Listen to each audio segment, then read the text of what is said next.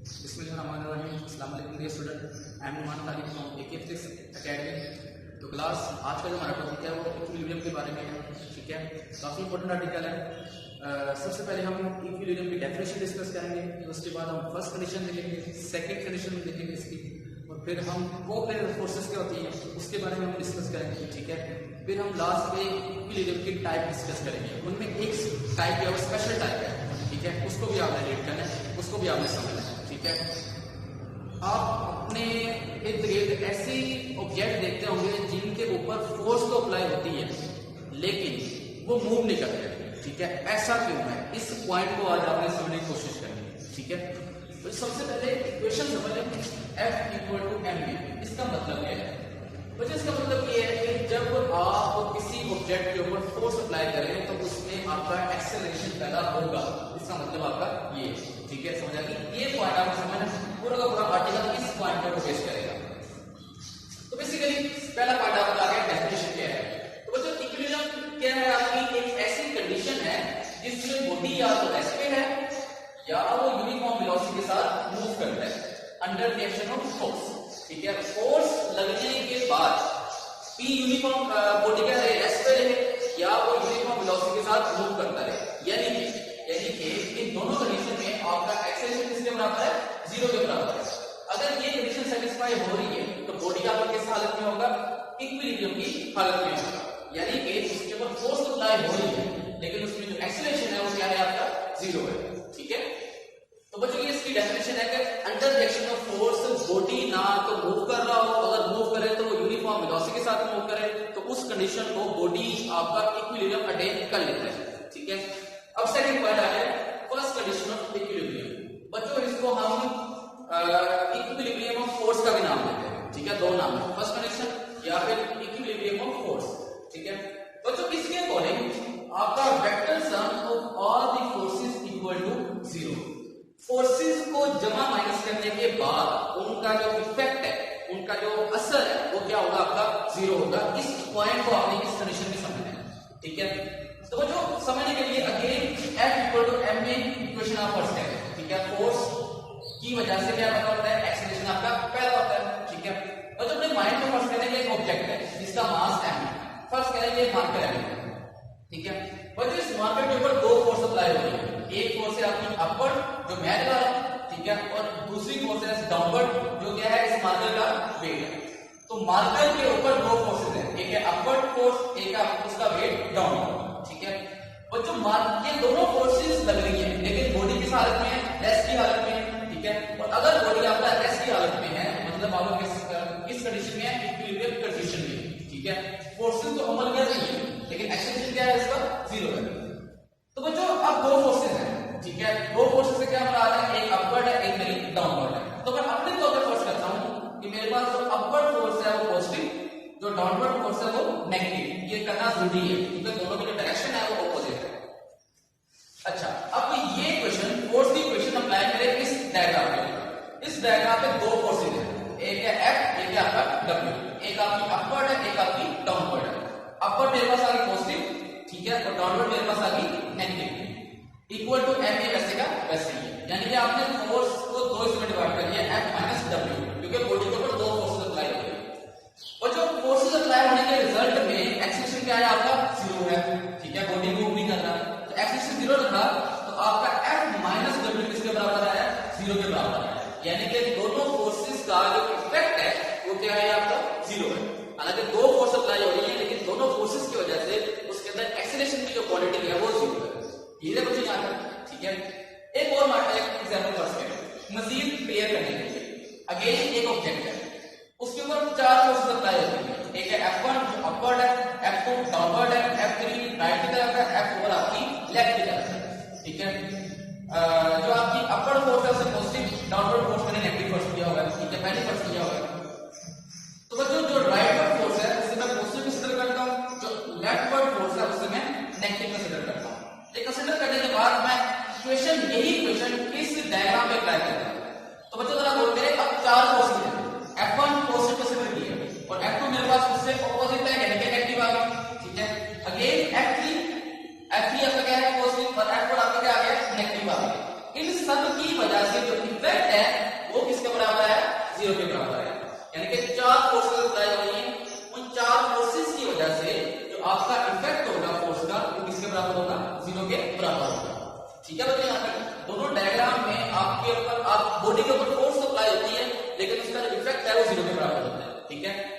इसको हम समराइज करके लिखते हैं समीशन F इक्वल टू 0। ठीक है, ये फर्स्ट कंडीशन है आपकी, ये बेसिकली डेफिनेशन है समझ कि vector sum of all the forces को जमा करने के बाद आपका जो इफेक्ट है वो किसके बराबर है, 0 के बराबर है। फोर्सेस का जो इफेक्ट है वो 0 के बराबर है। ठीक है, यहाँ पे ये साइन है, इसको सिग्मा का नाम दिया गया है, उसका जो काम है वो सम करना है। ठीक है, यानी कि ये समेशन के लिए इस्तेमाल होता है, फोर्सेस को या वेक्टर्स को सम करने के लिए इस्तेमाल होता है। ठीक है बच्चों, यहाँ तक। उसके बाद बच्चों अगर फोर्स आपकी 0 है तो उसके x कंपोनेंट भी 0 होंगे। ठीक है, उसका x कंपोनेंट भी 0 होगा और उसका y कंपोनेंट भी किसके बराबर होगा, 0 के बराबर होगा। ठीक है, क्योंकि फोर्स 0 है, अगर फोर्स 0 होगी तो उसके x और y कंपोनेंट भी किसके बराबर होंगे, 0 के बराबर होंगे। लेकिन ये तब होगा जब आपकी फोर्सेस कोप्लेनर फोर्सेस। ठीक है, कोप्लेनर। अब कोप्लेनर से क्या होता है, को से बना होता है सेम, प्लेन से बना होता है एक्स वाई प्लेन या कोई भी प्लेन जिसमें दो एक्सिस आ रहे हैं आपके। तो कोप्लेनर से क्या बना हो गया, सेम प्लेन पे फोर्सेस। ऐसी फोर्सेस जो एक सेम प्लेन पे एक्ट करती हैं उसे आपने किसका नाम दिया, कोप्लेनर फोर्सेस का नाम दिया। ठीक है, फोर्सेस एक्ट होना सेम प्लेन, ऐसी फोर्सेस जो सेम प्लेन पे एक्ट हो उसे आपने कोप्लेनर फोर्सेस का नाम दिया। ठीक है, और बच्चों इस आर्टिकल में, ठीक है, आपका जो प्लेन फर्स्ट किया गया है वो आपका एक्स वाई प्लेन। जितनी भी फोर्सेस इस आर्टिकल में अप्लाई होगी वो सारी की सारी कोप्लेनर होगी और वो सारी की सारी किस प्लेन में होगी, आपकी एक्स वाई प्लेन में होगी। ठीक है, यहां तक। तो अगर आपकी फोर्सेस कोप्लेनर है तो आपका एक्स कंपोनेंट भी 0 के बराबर है और वाई कंपोनेंट भी किसके बराबर है, 0 के बराबर है। ठीक है, तो जो यहां तक आपकी फर्स्ट कंडीशन थी, फर्स्ट कंडीशन में आपने क्या सीखा है, आपने ये सीखा है कि आपकी जो फोर्सेस का सम है वो 0 है। ठीक है, फोर्सेस की वजह से जो एक्सेलरेशन होगा आपके क्या होगा, आपका 0 होगा, क्योंकि बॉडी मूव नहीं करेगा। ठीक है, अगर आपकी फोर्स 0 है तो इसका एक्स कंपोनेंट भी 0 के बराबर है और इसका वाई कंपोनेंट भी किसके बराबर होगा, 0 के बराबर होगा। तो यहां तक आपने 3 पॉइंट डिस्कस कर लिए, डेफिनेशन, कोप्लेनर फोर्सेस क्या होती है और आपकी फर्स्ट कंडीशन क्या है। ठीक है, अब आपकी आती है सेकंड कंडीशन। ठीक है, सेकंड कंडीशन को बेसिकली आप इक्विलिब्रियम ऑफ टॉर्क का भी नाम देते हैं। ठीक है, ये जो कंडीशन है ये टॉर्क से रिलेटेड है, ये जो कंडीशन है ये फोर्स से रिलेटेड है। तो सेकंड कंडीशन के अकॉर्डिंग सिंपल आपका समेशन टॉर्क इक्वल टू 0, यानी कि टॉर्क की वैल्यू भी क्या होगी, 0 होगी। टॉर्क की वैल्यू 0 होने से क्या मुराद है, मुराद ये है कि बॉडी आपका टर्न नहीं करेगा, फोर्सेस तो लगेंगे, फोर्सेस लगने की वजह से बॉडी की टर्न भी क्या होगी, आपकी 0 होगी। ठीक है, तो उस कंडीशन को आपने किसका नाम दिया, सेकंड कंडीशन ऑफ इक्विलिब्रियम का नाम दिया। ठीक है बच्चों, अपने माइंड में डायग्राम जरा फर्स्ट करें। ठीक है, फर्स्ट करेंगे ये अगेन एक ऑब्जेक्ट है, O पॉइंट इसका एक्सिस ऑफ रोटेशन है, यानी कि ये O पॉइंट के गिर्द क्या करेगा, रोटेट करेगा। दो फोर्स अप्लाई होती है, F1 और आपकी F2। ठीक है बच्चों, जब F1 और F2 अप्लाई होगी तो बॉडी क्या करेगा, रोटेट करेगा। ठीक है, अगर अपने माइंड में फर्स्ट करें, ये फर्स्ट कर लें। ठीक है, ये फर्स्ट कर लें जी आपकी ये मार्कर है। ठीक है, दो फोर्सेस अप्लाई होते हैं, दोनों फोर्सेस अप्लाई होने के रिजल्ट में बॉडी क्या करेगा, रोटेट करेगा। ठीक है, हालांकि फर्स्ट कंडीशन सेटिस्फाई हो रही है, फर्स्ट कंडीशन के अकॉर्डिंग दोनों फोर्सेस ऑपोजिट डायरेक्शन में है। ठीक है, और इनका मैग्नीट्यूड क्या है, सेम है, लेकिन सेकंड कंडीशन अप्लाई नहीं होगी क्योंकि बॉडी क्या कर रहा है, रोटेट कर रहा है।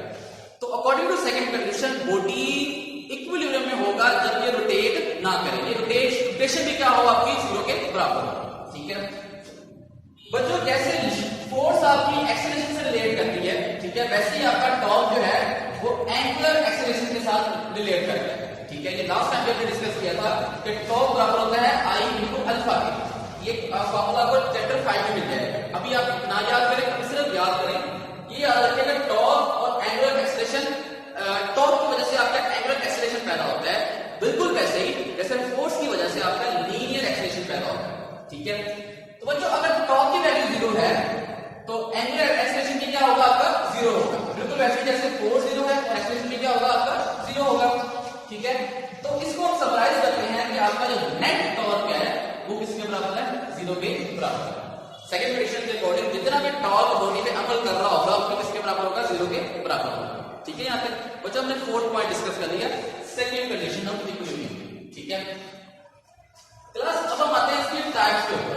ठीक है बच्चों, फर्स्ट टाइप है इसकी ट्रांसलेशन इक्विलिब्रियम। बेसिकली ट्रांसलेशन लफ्ज है वो रिलेट करता है कि जब बॉडी लीनियर मोशन कर रहा हो, और लीनियर जो कंडीशन आपकी बनती है वो फर्स्ट कंडीशन बनती है। तो सिंपल याद रखें कि ऐसी इक्विलिब्रियम जिसमें फर्स्ट कंडीशन सेटिस्फाई हो रही हो उसे हमने ट्रांसलेशनल इक्विलिब्रियम का नाम दे दिया। ठीक है, फर्स्ट कंडीशन सेटिस्फाई होने से क्या मतलब है कि आपका समेशन F भी इक्वल टू 0, एक्सेलरेशन भी 0, फोर्स का x कंपोनेंट भी 0 और फोर्स का आपका y कंपोनेंट भी किसके बराबर है, 0 के बराबर है। ठीक है, फिर उसके बाद आपकी आती है second type rotational equilibrium. Rotation से मतलब क्या होता है, मूव करना, यानी कि ये किससे रिलेट कर रही है, सेकंड कंडीशन से आपकी रिलेट कर रही है। ठीक है, तो ऐसी इक्विलिब्रियम जिसमें आपकी सेकंड कंडीशन सेटिस्फाई हो रही हो, ठीक है, तो उसे हमने किसका नाम दिया, रोटेशनल इक्विलिब्रियम का नाम दिया। ठीक है, सेकंड कंडीशन से क्या मतलब है कि आपका टॉप की 0 है और आपका एक्सेलरेशन भी किसके बराबर है, 0 के बराबर है।